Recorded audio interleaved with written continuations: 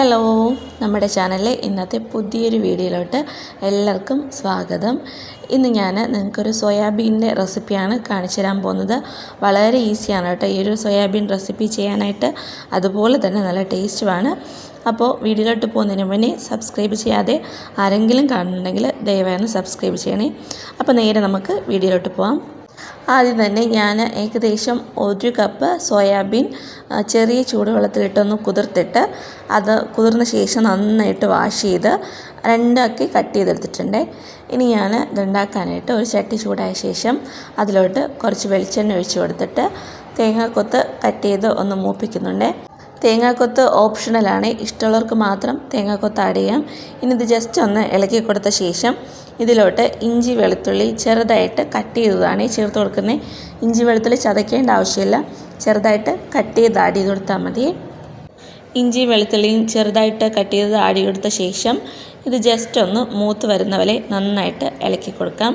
അപ്പോൾ ഇത്ര മതിയാവും. ഇനി ഇതിലോട്ട് ഞാൻ 2 സവാള കട്ട് ചെയ്ത് ഇട്ട് കൊടുക്കുന്നുണ്ട്. ഇനി ഇതിലോട്ട് ഞാൻ ഒരു 5 പച്ചമുളക് ചെറുതായിട്ട് കട്ട് ചെയ്തതും കൂടെ ചേർത്ത് കൊടുക്കുന്നുണ്ട്.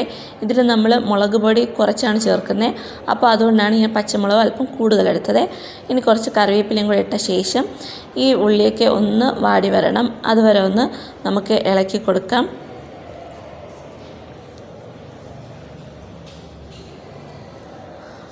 അപ്പോൾ ഉള്ളിയൊക്കെ ഇവിടെ വാടി വന്നിട്ടുണ്ട്. ഇനി ഇതിലോട്ട് ഞാൻ 2 ചെറിയ ഉരുളൻകിഴങ്ങ് ചെറുതായിട്ട് കട്ട് ചെയ്തത് കൂടെ ചേർത്ത് കൊടുക്കുന്നുണ്ട്. ഉരുളൻകിഴങ്ങും കൂടെ ചേർത്തിട്ട് നന്നായിട്ടൊന്ന് മിക്സാക്കി കൊടുക്കാം. ഇനി ഇതിലോട്ട് ഒരു തക്കാളി ചെറുതായിട്ട് കട്ട് ചെയ്തതും കൂടെ ചേർത്ത് ഒന്ന് മിക്സാക്കി കൊടുക്കുന്നുണ്ട്. ഇതൊന്ന് മിക്സാക്കി കൊടുത്ത ശേഷം നമുക്ക് ഈ ഉരുളൻകിഴങ്ങും തക്കാളിയൊക്കെ ഒന്ന് വെന്ത് വരുന്നവരെ ഒന്ന് അടച്ച് വെച്ച് വേവിക്കാം. ഇപ്പോൾ നമ്മുടെ ഉരുളൻകിഴങ്ങും തക്കാളിയൊക്കെ നന്നായിട്ട് വെന്ത് വന്നിട്ടുണ്ട്. ഇനി ഇതിലോട്ട് പൊടികൾ ചേർക്കാം. ഞാനിതിലോട്ട് 3/4 ടേബിൾ സ്പൂൺ കുരുമുളക് പൊടി, 3/4 ടേബിൾ സ്പൂൺ മുളക് പൊടി, 1 ടീസ്പൂൺ ഗരം മസാലപ്പൊടി ഇത്രയും ചേർത്ത് നന്നായിട്ടൊന്ന് ഇളക്കിയെടുക്കാം. ഇത്രയും ചേർത്ത് നന്നായിട്ട് ഇളക്കിയെടുത്ത ശേഷം നമ്മൾ നേരത്തെ കഴുകി വൃത്തിയാക്കി വെച്ചിരുന്ന സോയാബീൻ ഇതിലോട്ട് ചേർത്ത് കൊടുക്കുന്നുണ്ട്. സോയാബീൻ ചേർത്ത ശേഷം ഞാനിതിലോട്ട് 1/2 കപ്പ് ചൂടുവെള്ളം ഒന്ന് ചേർത്ത് കൊടുക്കുന്നുണ്ട്.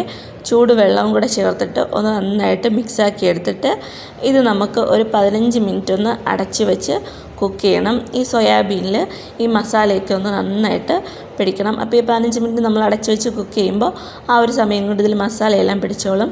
ഇപ്പോൾ ഇതാ 15 മിനിറ്റ് കഴിഞ്ഞ് തുറന്നിട്ടുണ്ട്. ഇനി വീണ്ടും ഞാൻ 1 കപ്പ് വെള്ളം കൂടി ഒഴിച്ച് കൊടുക്കുന്നുണ്ട്. ചൂടുവെള്ളമാണ്. നിങ്ങൾ നിങ്ങളുടെ ഗ്രേവിക്ക് അനുസരിച്ചുള്ള വെള്ളമാണ് ഈ സമയത്ത് ഒഴിച്ച് കൊടുക്കേണ്ടത്. ഗ്രേവി കൂടുതൽ വേണമെങ്കിൽ വെള്ളം കൂടുതൽ ഒഴിച്ച് കൊടുക്കാൻ പ്രത്യേകം ശ്രദ്ധിക്കണം.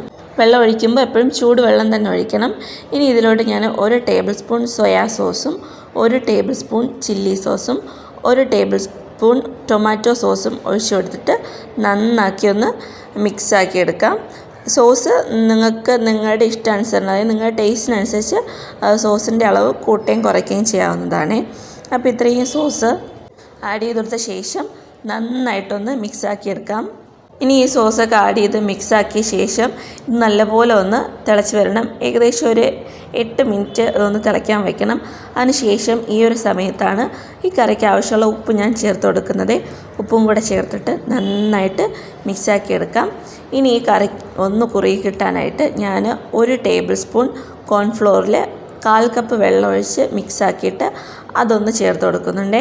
കോൺഫ്ലോറും കൂടെ ചേർത്ത് കൊടുത്ത ശേഷം നന്നായിട്ട് ഈ കറി ഒന്ന് മിക്സാക്കി കൊടുക്കണം. കാരണം ഒന്ന് കുറുകി തുടങ്ങും, അപ്പോൾ കട്ട പിടിക്കാതിരിക്കാൻ ഒന്ന് ഇളക്കി കൊടുക്കണം. അപ്പോൾ അതാ നമ്മുടെ കറിയൊക്കെ ഒന്ന് കുറുകി നന്നായിട്ട് വന്നിട്ടുണ്ട്. ഇനി ഏറ്റവും ലാസ്റ്റായിട്ട് ഇതിലോട്ട് മല്ലിയിലയും കറിവേപ്പിലയും ഒന്നിട്ട് കൊടുക്കാം. മല്ലിയിലയ്ക്ക് പകരം ഓണിയൻ സ്പ്രിങ് ഉണ്ടെങ്കിൽ അത് ചെറുതായിട്ടൊന്ന് കട്ട് ചെയ്തിട്ട് ഇട്ട് കൊടുക്കാവുന്നതാണ്. അപ്പോൾ ഇത്ര ഇട്ട് കൊടുത്ത ശേഷം നന്നായിട്ട് ഈ കറി ഒന്ന് മിക്സാക്കി എടുക്കാം. നമ്മുടെ അടിപൊളി സോയാബീൻ കറി ഇവിടെ റെഡിയാണ്. ഇതിന് ഞാനൊരു സെർവിങ് ബൗളിലോട്ട് മാറ്റുന്നുണ്ട്. അപ്പോൾ നല്ല ഈസിയാണ് ഈ ഒരു കറി ഉണ്ടാക്കാനായിട്ട്, നല്ല ടേസ്റ്റുമാണ്. ചപ്പാത്തിയുടെ കൂടെയൊക്കെ കഴിക്കാൻ നല്ല കോമ്പിനേഷനാണ് കേട്ടോ ഈ കറി. അപ്പോൾ എല്ലാവരും ഈ റെസിപ്പി ഒന്ന് ട്രൈ ചെയ്ത് നോക്കിയിട്ട് നിങ്ങളുടെ ഫീഡ്ബാക്ക് കമൻറ്റ് ബോക്സിൽ അറിയിക്കണം. അതുപോലെ തന്നെ വീഡിയോസ് ഇഷ്ടപ്പെട്ടാൽ ലൈക്ക് ചെയ്യാനും ഷെയർ ചെയ്യാനും മറക്കരുത്. അപ്പോൾ പുതിയൊരു വീഡിയോ ആയിട്ട് വീണ്ടും കാണുന്നതുവരേക്കും ബായ്.